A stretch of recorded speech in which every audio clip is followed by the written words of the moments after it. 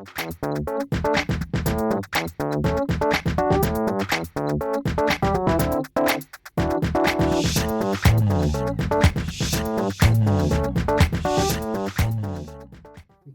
boa tarde, Indy, boa tarde, Arthur, boa tarde para todo mundo que está assistindo a gente, né? E obrigado pelo interesse no assunto, por terem se matriculado nesse curso. E nós vamos tentar dividir, abordar muitos tópicos, né? Então, assim, a ideia vai ser oferecer um panorama geral do que se discute na área de ética animal, mas tudo de uma maneira bastante introdutória, sem se aprofundar em nenhum dos tópicos, né? Então, quem desejar se aprofundar pode consultar lá nos textos do curso, né? Lá tem as referências e tal. No site da Ética Animal tem muitos textos também, no site do semciência.org também. E então é isso, né? Então a gente vai tentar abordar muitos assuntos, tá? Então vamos lá. Eu vou colocar aqui o PowerPoint. Está aparecendo o PowerPoint para vocês? Tá sim, Luciano. Tá, obrigado. Então, vamos lá. Então, uma introdução às questões centrais da área de ética animal. Então, reforçando, vou deixar aqui o meu contato, tá? Do WhatsApp, do e-mail, se alguém quiser entrar em contato depois. Novamente, né? Enfatizando, tem esse livro aqui, quem comprar diretamente comigo reverte como doação para a ética animal. Ainda tem exemplares desse outro aqui também. Bom, vamos lá. Então, essa aula 1, né? De 3, né? A primeira de 3 aulas. Então, primeiro, né? O que é essa área de ética animal?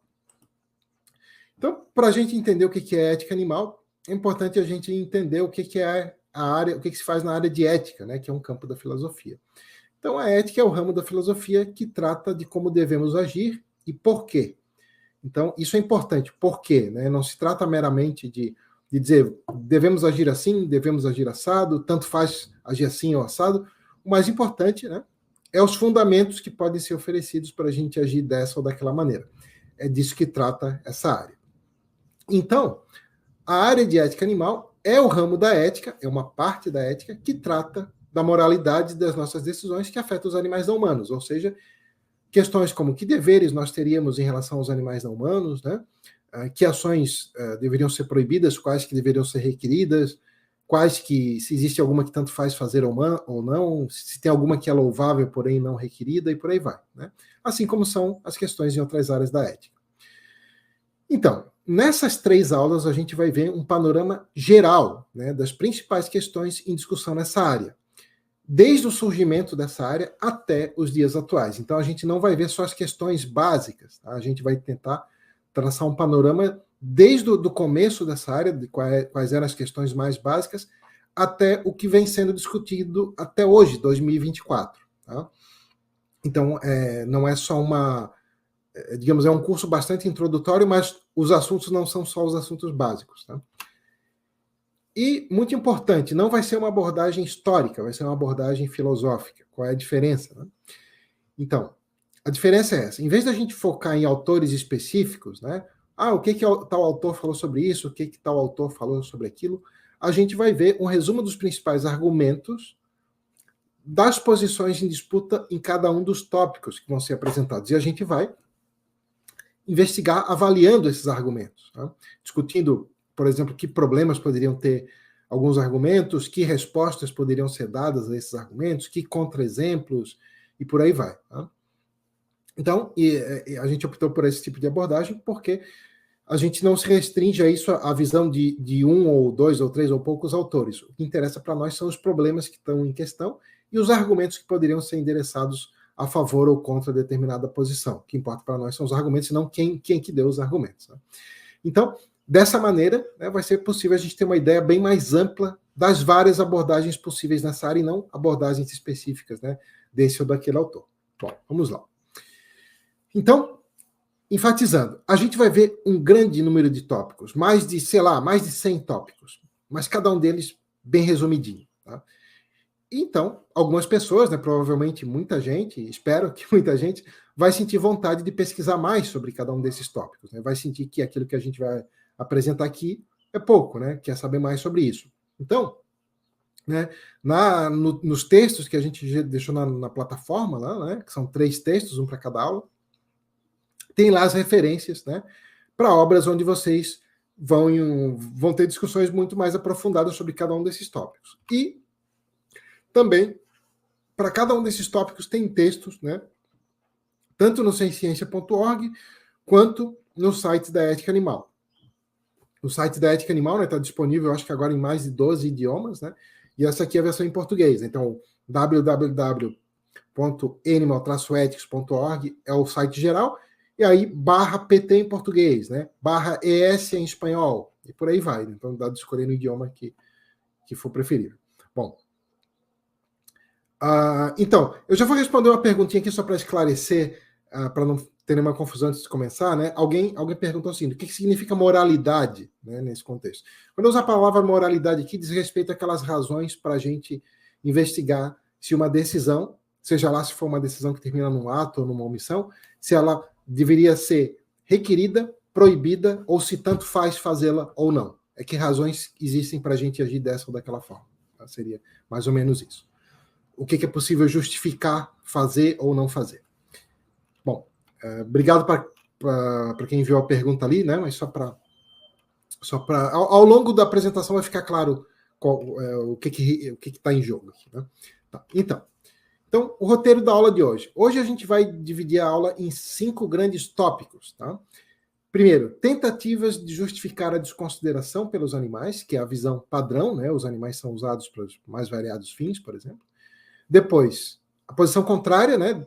A defesa da consideração por todos os seres sencientes, ou seja, todos os seres capazes de sofrer e desfrutar, todos aqueles seres que não apenas estão vivos, mas tem alguém ali dentro daquele corpo, tem uma consciência.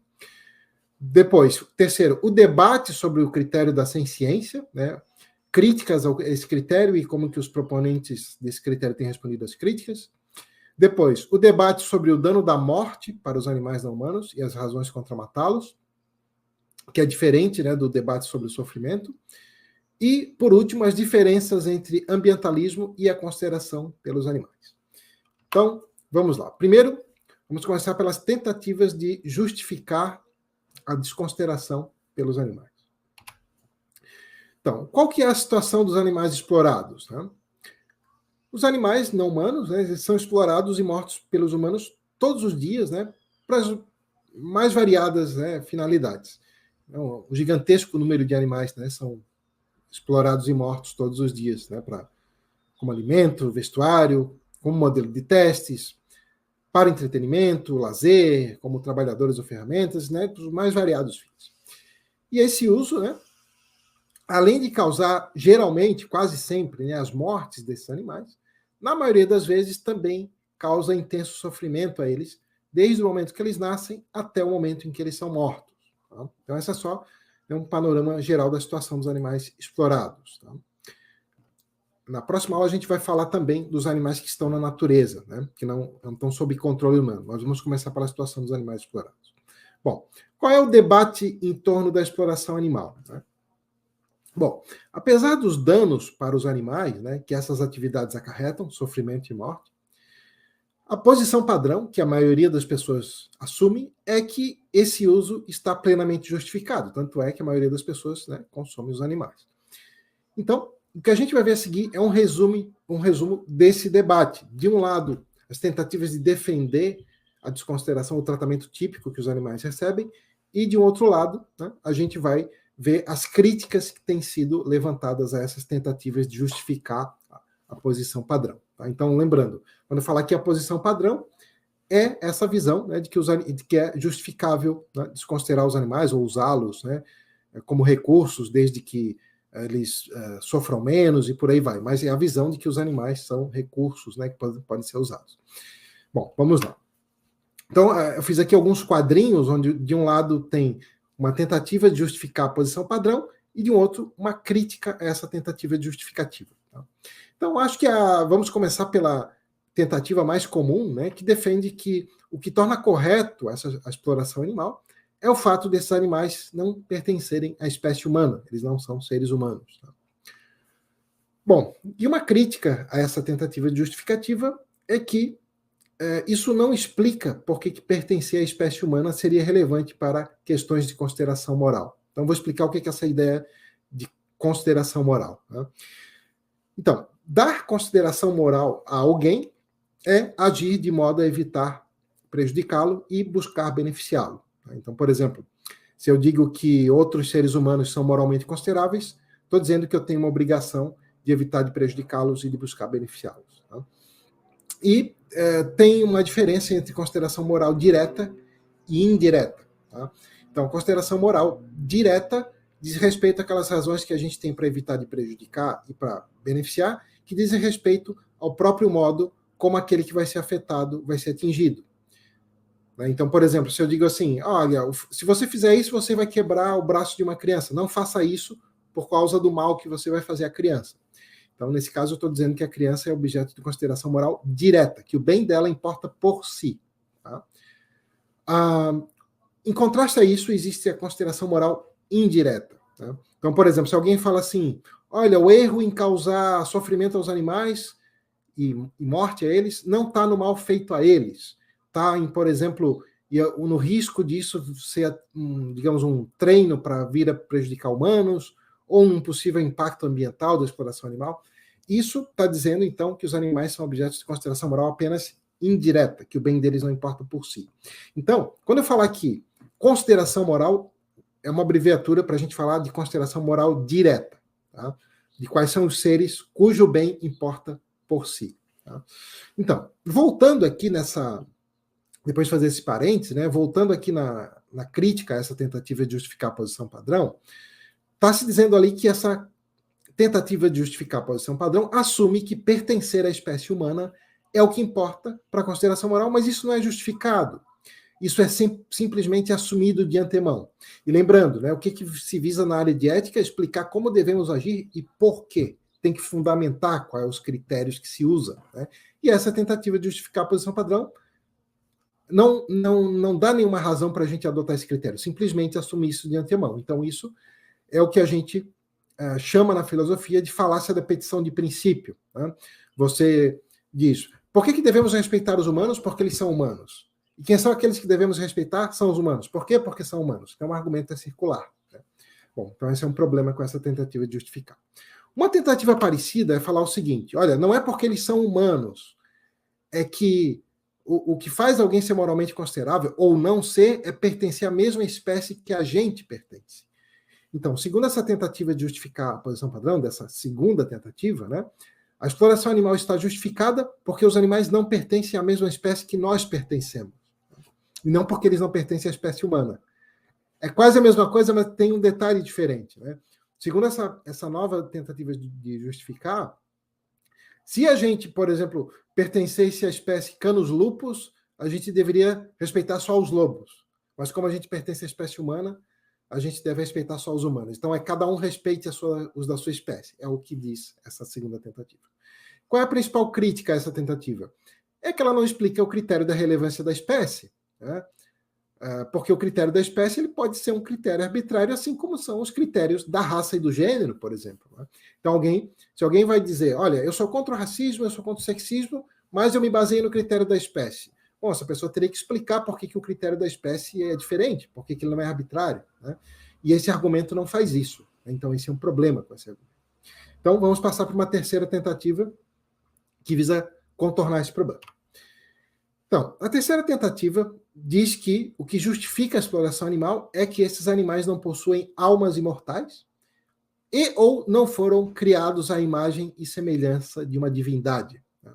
Então, são argumentos de cunho religioso. Tá? E tem dois problemas centrais, né, com essa tentativa de justificar. Primeiro, que não é possível comprovar essas alegações. Por exemplo, se eu digo assim, olha, tem animais que andam com 4 patas e tem outros que andam sobre 2. Né?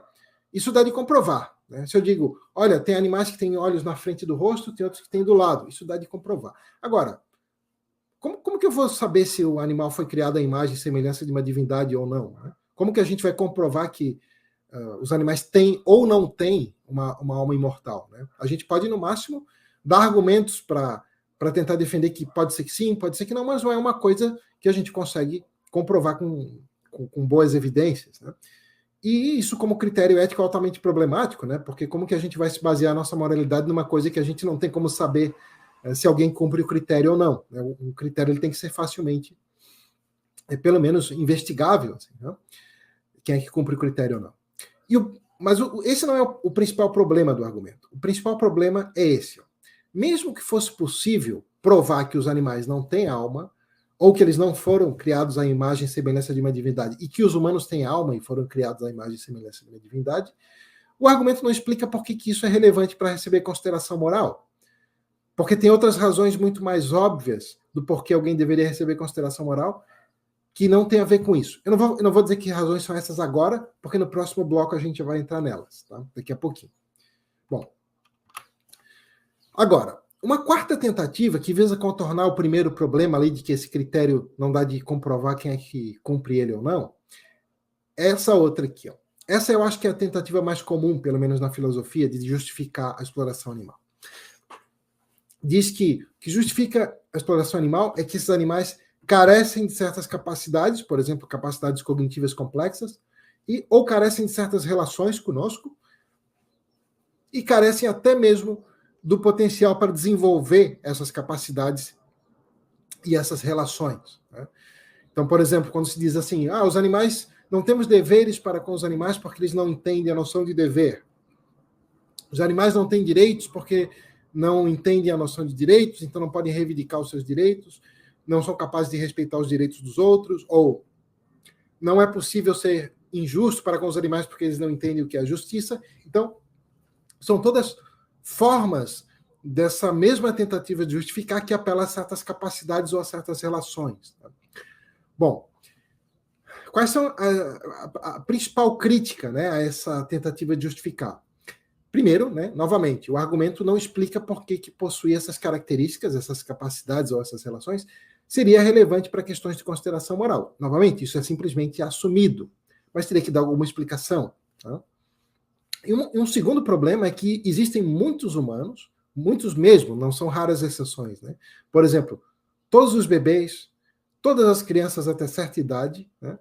Ou humanos mesmo adultos que foram vítimas de alguma doença ou de algum acidente que impediram deles ter essas capacidades ou essas relações, ou mesmo de ter o potencial para desenvolvê-las. Então, tem muitos humanos que não têm essas capacidades e essas relações, e muitos humanos que não têm o potencial para desenvolvê-las. Mas parece que isso não justifica fazer o que se faz aos animais com esses humanos. Então, se a falta dessas capacidades e relações nesses humanos não justifica fazer o que se faz com os animais, eles também não podem justificar fazer o que se faz aos animais com os animais. Então, esse é o principal problema com essa tentativa de justificar. Né? Depois a gente vai voltar nesse ponto. Bom, uma tentativa parecida diz o seguinte: bom, não tem problema se esses humanos não têm essas capacidades e essas relações, porque eles pertencem à mesma espécie daqueles que têm essas capacidades e relações. Quem é que tem essas capacidades e relações? Os humanos adultos normais, vamos dizer assim. Tá? Então, segundo esse novo critério, para você ser moralmente considerado, ou você tem que ter aquelas capacidades e aquelas relações, ou você tem que pertencer à mesma espécie dos que têm aquelas capacidades e relações. O principal problema com esse argumento é, primeiro, né, ele não explica, novamente, por que é importante ter aquelas capacidades e aquelas relações para receber consideração moral. Segundo, não explica também por que pertencer à mesma espécie dos que têm aquelas capacidades e relações seria relevante para questões de consideração moral. Ou seja, são dois critérios, novamente, simplesmente assumidos de antemão. Ter capacidades ou relações e o critério da espécie. O argumento teria que explicar e não explica. Tá? Então, uma nova tentativa diz que o que torna correta a exploração animal é que desconsiderar os animais é uma atitude natural para os humanos. E a principal crítica a essa tentativa é que, do fato de um comportamento ser natural, ou seja, um comportamento que ele é instintivo, ou que ele serve a alguma função biológica, etc., seja lá como se estiver definindo o comportamento natural, do fato de um comportamento ser natural, não se segue necessariamente que ele seja bom, justo, desejável, ou que sequer seja aceitável. Né? Existem inúmeros exemplos de comportamentos naturais que são execráveis. Né? Então, o fato de, né, na ética, o esforço é pela busca de razões que possam justificar um comportamento, né? E o fato de algo ser natural, né, não parece oferecer razões, né? É aquilo que a gente faria já sem pensar, né? Bom,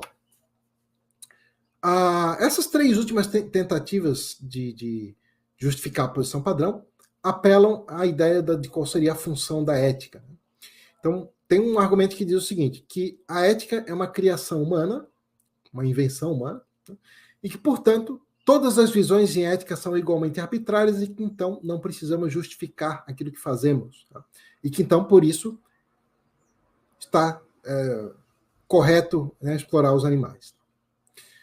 Bom, qual é uma possível resposta, né, a esse argumento? É apontar que o fato de uma área do conhecimento ter sido criada pelos humanos, né, todas as áreas do conhecimento humano foram, né, o fato de uma área ter sido criada não implica que todas as posições nessa área sejam arbitrárias. Em ética, por exemplo, como a gente vai ver no próximo bloco, tem algumas posições que são tendenciosas na consideração dos danos e benefícios sobre os indivíduos afetados, e tem outras que não. Tem outras que se baseiam no critério de imparcialidade. Então é simplesmente falso que, porque uma área foi criada pelos humanos, todas as posições são igualmente arbitrárias. Algumas são arbitrárias, outras não. Bom, uma tentativa parecida de justificar diz o seguinte, que a ética é uma atividade humana e que os animais não são capazes de agir moralmente, segundo essa alegação, e que então não devem ser considerados. Então, segundo essa visão, para você ser beneficiário de uma atividade, você também tem que ser capaz de exercê-la. Então, como os animais não são capazes de agir eticamente, segundo essa alegação, então não deveriam receber consideração moral. Bom, qual é a maneira de responder esse argumento, né? É mostrar que os beneficiários de uma atividade não necessariamente têm que ser também capazes de exercê-la.